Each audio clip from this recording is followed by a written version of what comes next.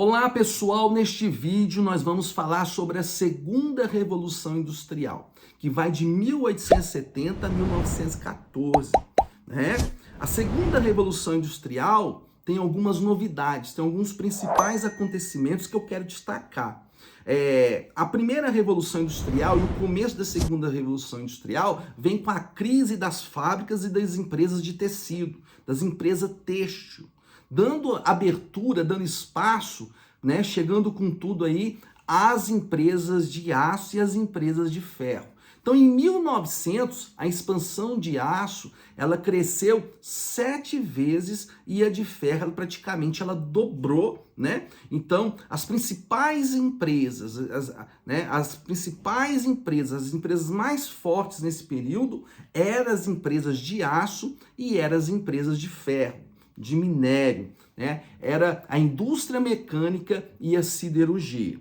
Mas eu quero destacar algumas invenções, as principais invenções que nós tivemos aqui na segunda Revolução Industrial, seja que essas invenções, muitas delas ainda são essenciais para nós, seres humanos. Eu quero falar aqui sobre a lâmpada elétrica. Ela foi inventada em 1879. O telefone foi inventado em 1876. O avião, no começo do século XX, foi inventado em 1903, e o carro a combustão, e que predomina até nos dias atuais, né? O carro a combustão, a maioria dos transportes ainda é movido a combustão, a gasolina e a diesel. Então, quero destacar as principais invenções da Revolução Industrial, da segunda Revolução Industrial, que vai de 1870 a 1914, né? Nós temos aí, então, também a criação da linha, né? A criação da linha de montagem pelo norte-americano Henry Ford no século XX, né? Que é a produção em massa, a produção em série, onde as máquinas, né, que já estavam ali funcionando não mais a carvão, mas a energia elétrica e a combustão, produzem produtos acelerados, um atrás do outro, né? Produz em massa, e geralmente a produção do período, a produção característica de Ford ali, né, da linha de montagem, era padronizado também. Uma das características da produção do Fordismo era um padrão. Então os carros geralmente eram poucas opções e padronizados. E havia uma divisão de trabalho dentro das indústrias, dentro das fábricas. Cada pessoa, cada funcionário tinha uma função para fazer uma certa peça, e nessa forma de operar, acreditava-se que isso aceleraria o processo e geraria mais lucro para o dono daquela empresa, no caso aqui o Henry Ford, que produzia carros, produzia automóveis, produzia veículos. Então, quando a gente fala também de segunda Revolução Industrial, a gente fala sobre Henry Ford, sobre a produção, né, sobre a criação de linha de montagem, sobre a divisão do trabalho, cada um tendo uma função para acelerar o processo, e sobre também a produção em massa, aonde, né, as máquinas já estariam mais velozes, mais ágeis, produzindo produtos em série, produtos em massa, crendo, né, que isso, né, como acontecia, geraria mais lucro para o burguês e para o empresário. Então, esse foi um fato muito importante durante também a segunda Revolução Industrial. Nós temos também a disseminação das indústrias. Quando a gente fala da primeira Revolução Industrial, a gente destaca a Inglaterra. A gente fala muito porque ela foi a pioneira da industrialização, a pioneira tecnológica, começou a produzir com as suas fábricas de tecido. Mas na segunda Revolução Industrial, essa industrialização, as empresas, as fábricas, elas começam a ser disseminadas para o mundo. E outros países também começam a produzir, né?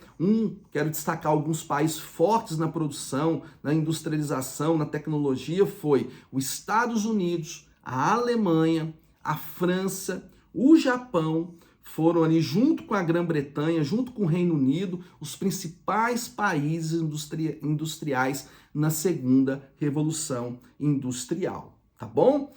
Eu quero falar também sobre a forma econômica, a forma de comércio durante esse período de 1870 a 1914, que era o livre comércio.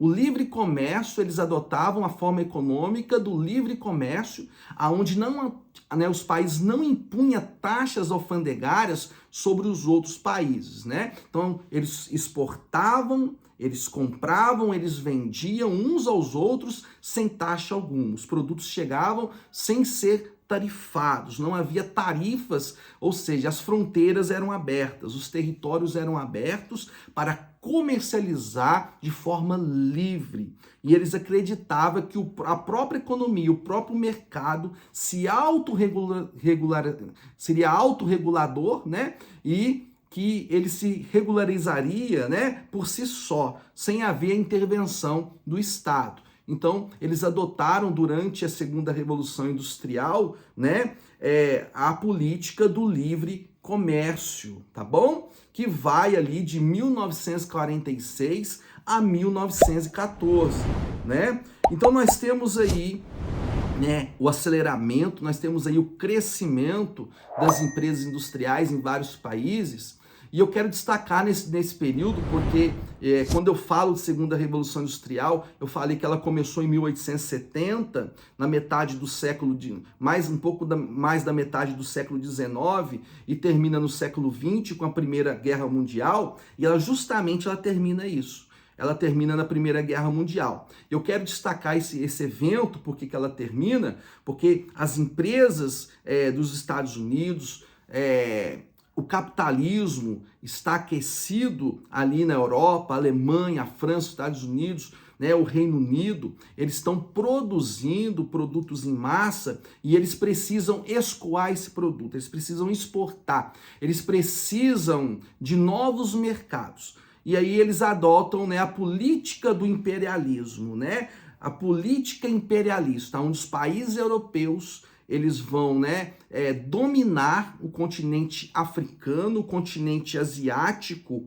eles vão dividir essas áreas, e eu tenho uma aula sobre imperialismo europeu, então eu quero destacar, né, também que foi durante a Segunda Revolução Industrial, né, essas empresas na necessidade de recursos naturais, de matérias-primas, né? Algumas das matérias-primas era o ouro, o diamante, o cobre, o petróleo, o ferro. Então eles, em busca de mais recursos naturais, em busca de mercados consumidores, de mais pessoas para comprar os seus produtos, eles, né, se lançam a outros territórios e eles dominam ali, né, o continente africano, o continente asiático, e eles dividem as áreas, cada um tem uma certa área do continente africano, do continente asiático, só que eles não aceitam essa divisão e eles querem, né, mais espaço, mais área de território. E isso vai ser a principal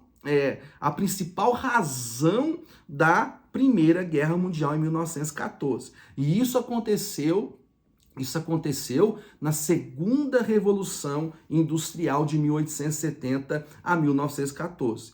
Então, esse aceleramento da produção, esse aquecimento da indústria do aço, da indústria do ferro, né? Essa disseminação do capitalismo, da produção, né? Em vários países, vai fazer com que eles saiam das suas fronteiras, dos seus territórios, vai em busca, né, de mão de obra também. Eles queriam mão de obras mais baratas e isso eles encontravam no continente africano, eles encontravam também no continente asiático, e eles também queriam recursos naturais para produzir os seus produtos. A busca deles era, né, eles estavam em busca do ouro, do diamante, eles estavam em busca do minério, do petróleo, eles estavam em busca da borracha, eles estavam em busca do estanho, do cobre, de todos esses recursos que era essencial para produzir os seus produtos.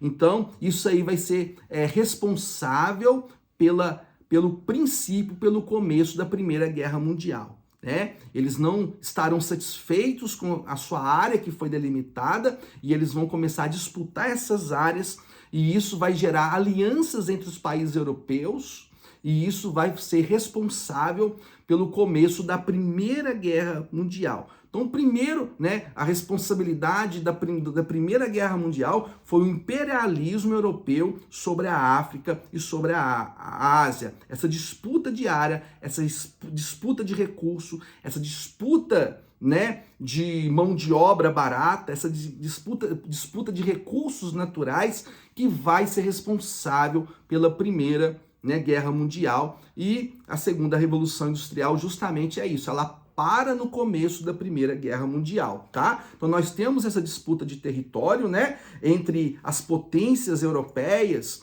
e também nós temos, nesse período da Segunda Revolução Industrial, o crescimento das cidades e das classes operárias. Como as empresas, né? Há várias empresas, várias construções, várias indústrias, várias empresas, né? Elas são construídas. Então, há um crescimento também nesse período de 1870 a 1914, há um crescimento das cidades devido a um crescimento também de indústria. A urbanização ela surge quando surge a industrialização em certo país, em certa cidade. Isso atrai as pessoas, fazendo que aconteça o êxodo rural, que as pessoas saiam da roça, saiam do campo e vão para a cidade trabalhar nas fábricas. E nesse período há um grande crescimento nas cidades e um grande crescimento da classe operária, dos funcionários, dos proletários que trabalharão, né, nesses principais países que eu destaquei, que é os Estados Unidos, Alemanha, Japão, França, né, e o Reino Unido, né? E durante a segunda Revolução Industrial também, eu quero destacar que nós tivemos, né, o avanço da ciência, o avanço da tecnologia e a produção em larga escala, aonde, né, as máquinas já não são mais movidas a carvão, mas são movidas a energia e movidas também a petróleo, né? Movidas a gasolina, como o transporte também. E isso, né, vai acelerar, as máquinas vão desempenhar, terão um funcionamento melhor com essas novas fontes de energia. Então hoje nós aprendemos um pouco, né, sobre a segunda Revolução Industrial. E se você gostou, se inscreva aqui no canal, compartilha, tá bom? Curte e leve esse vídeo, leve esse conhecimento sobre, né, as revoluções industriais. Eu fiz um vídeo sobre a primeira Revolução Industrial, agora estou fazendo um vídeo sobre a segunda Revolução Industrial. E se esse vídeo tem acrescentado alguma coisa para você, se você tem aprendido, se você tem adquirido conhecimento, se inscreva no canal. Se você tem, né, tido uma aprendizagem, tido um conhecimento, se inscreva aqui no canal. E, no mais, um forte abraço e que Deus te abençoe.